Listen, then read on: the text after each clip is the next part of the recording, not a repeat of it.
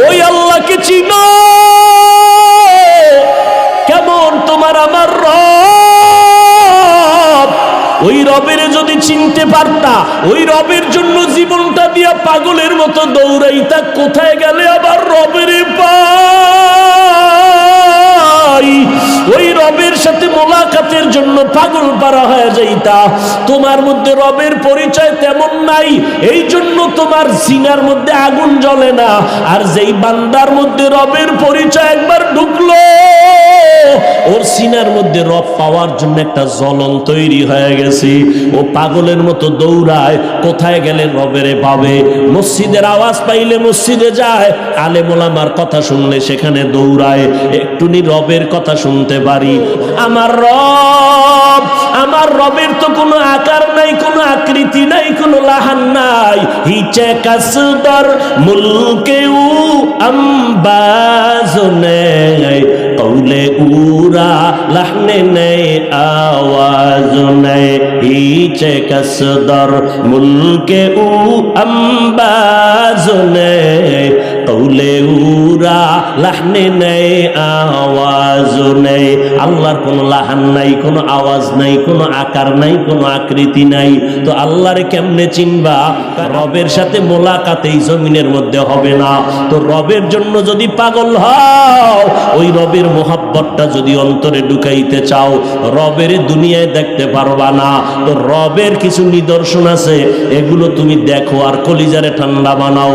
রবের নিদর্শন বাইতুল্লাহর ভিতরে চলে যাও, আল্লাহর ঘর। ওই ঘরটার দিকে যতক্ষণ তাকায় থাকবা, আমল নামায় শুধু সওয়াব আর সওয়াব। আমার রবের নিদর্শন, আমার আল্লাহর কালাম কোরআন শরীফটা খুলো,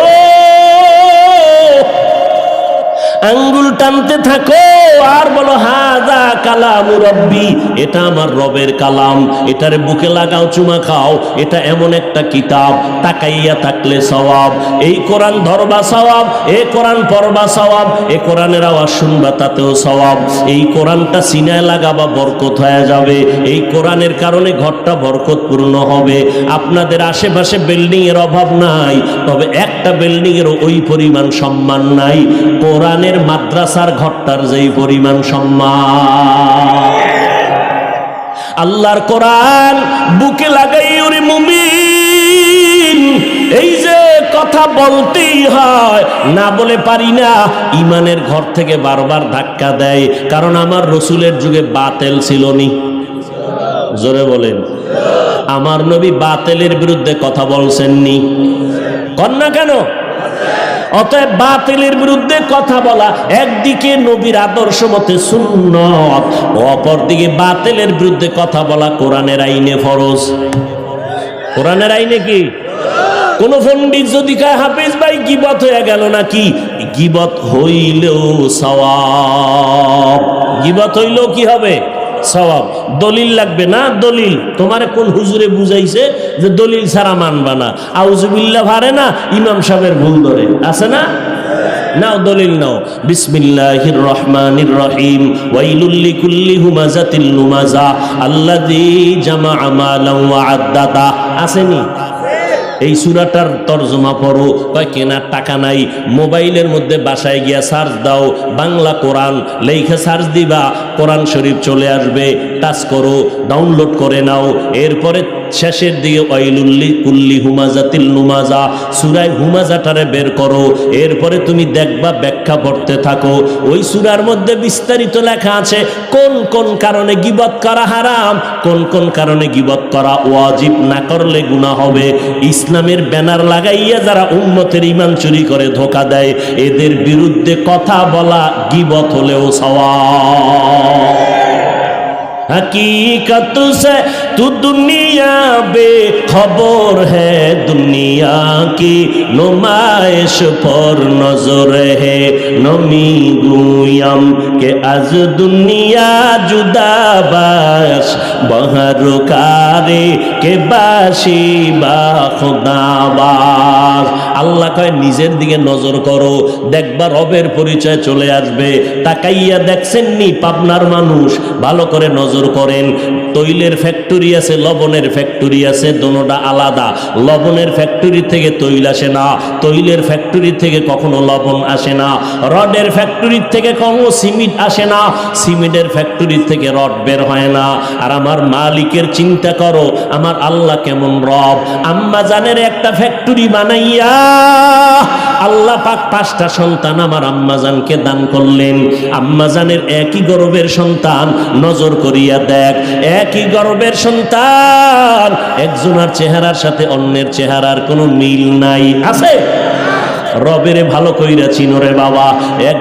একই মায়ের সন্তান, 5টা সন্তান, একজনের কণ্ঠের আওয়াজের সাথে অন্যের কণ্ঠের কোনো মিল নাই, চেহারার সাথে মিল নাই, আঙ্গুলের টিপের মধ্যে কোনো মিল নাই। ও আল্লাহর বান্দা, আবার তাকায় দেখো, একই মায়ের সন্তান, 5টা সন্তানের মধ্যে 4টা সন্তান বড় ভালো, একটা সন্তান এমন আছে চোখের পাওয়ার কম, কানে শুনে না, জবান দিয়া কথা বলতে পারে না, প্রতিবন্ধী করে আল্লাহ পাঠাইলেন।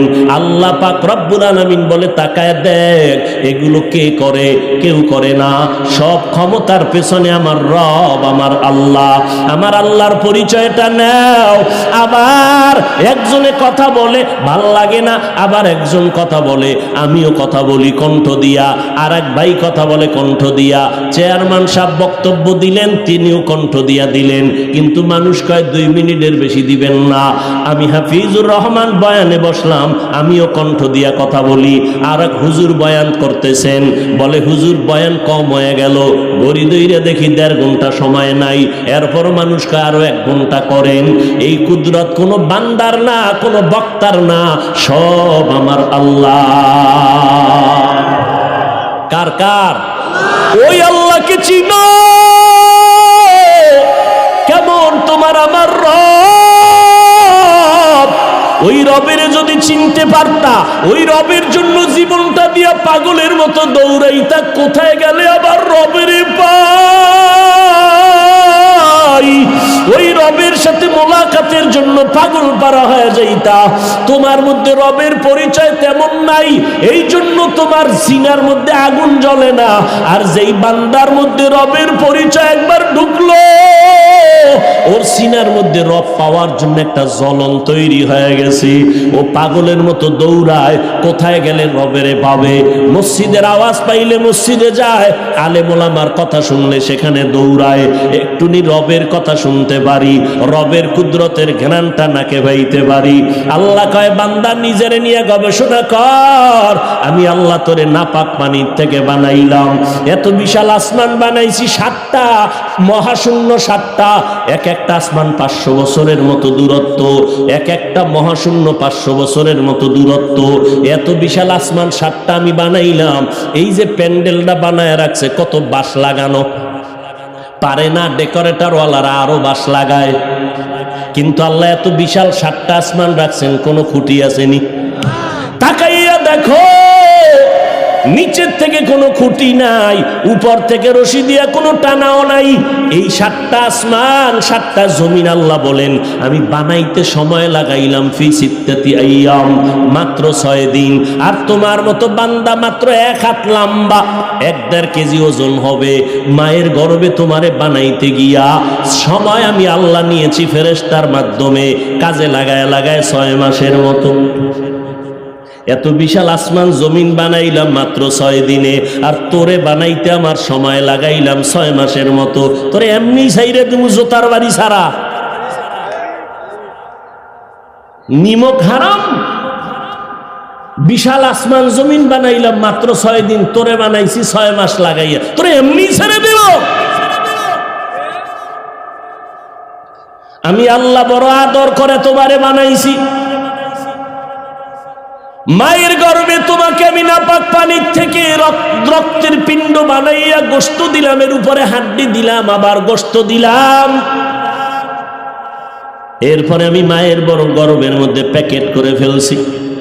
1 বিন্দু অক্সিজেন ঢুকবে না, ঢুকলেই তোমার ক্ষতি হবে। আমি আল্লাহ প্যাকেটের উপরে প্যাকেট কাভারিং করে দিলাম। তোমার যখন রুহু আসলো, নড়াচড়া করো, পেটে ক্ষুধা। আমি আল্লাহ মুখ দিয়া খাওন দেই নাই, নাবির সাথে মায়ের নাবির তার লাগায় খানার আয়োজন করেছি।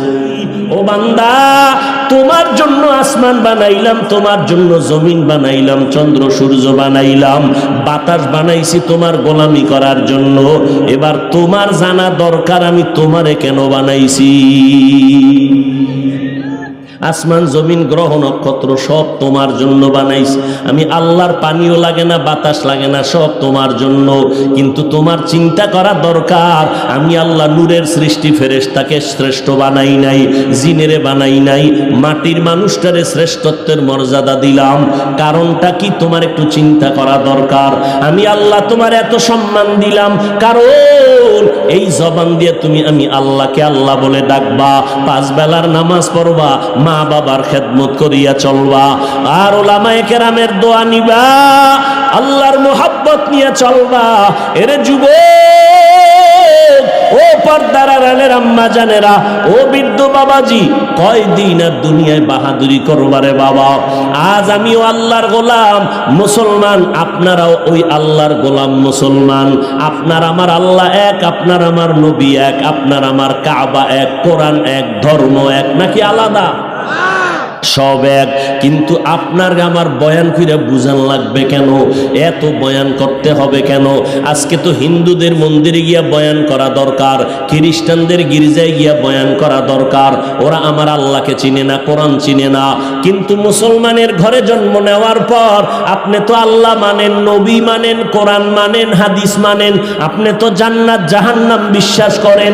আপনাকে 12টা মাস বয়ান করতে হবে কেন? হবে কেন বুঝি না। এত চিল্লানের পরেও তো আপনাদের লাইন ঠিক মতো আসে না, আমলের খবর নাই, নামাজের খবর নাই। জুমার নামাজের পরে আর মুসল্লি খুঁজিয়া পাওয়া যায় না, ফজরেও নাই, আসরেও নাই, আর জুমার সময় মসজিদে জায়গায় পাওয়া যায় না।